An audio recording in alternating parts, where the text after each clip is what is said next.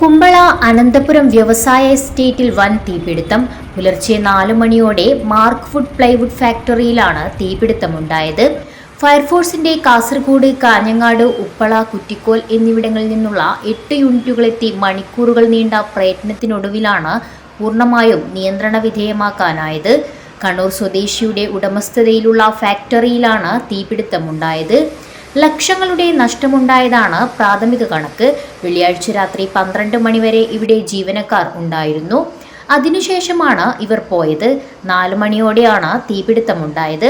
Plywood നിർമ്മാണത്തിനുണ്ടാക്കിക്കൊണ്ടിരുന്ന പാളികളാണ് കത്തിനശിച്ചവയിൽ ഏറെയും. Short സർക്യൂട്ടാണ് തീപിടുത്തത്തിന് കാരണമായതെന്നാണ് പ്രാഥമിക നിഗമനം. സമീപകാലത്താണ് അനന്തപുരം വ്യവസായ എസ്റ്റേറ്റിലെ പ്ലൈവുഡ് ഫാക്ടറിയിലുണ്ടായ തീപിടുത്തം. പ്ലൈവുഡ് ഫാക്ടറിയിൽ തീപിടുത്തമുണ്ടായത്. അപകടത്തിൽ ഒരാൾ മരണപ്പെടുകയും 20ഓളം പേർക്ക് പരിക്കേൽക്കുകയും ചെയ്തിരുന്നു. അനന്തപുരം ഡെക്കോർ പാനൽ ഇൻഡസ്ട്രീസിലാണ് പൊട്ടിത്തെറിയുണ്ടായത്. ഫാക്ടറിക്കകത്തെ ബോയിലർ പൊട്ടിത്തെറിച്ചാണ് അന്ന് അപകടമുണ്ടായത്.